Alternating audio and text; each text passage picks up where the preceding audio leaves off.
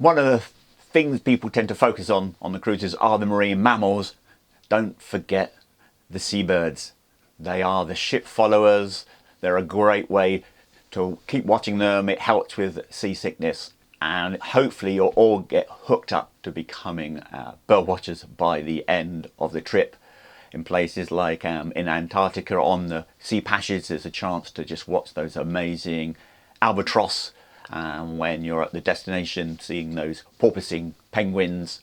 And up in the Arctic, in addition to the seabirds, there's also things like wildfowl, ducks and waders and shorebirds.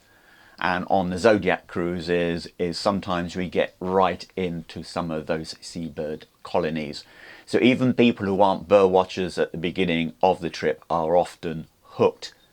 And what's so important for seabirds, do remember to bring those binoculars.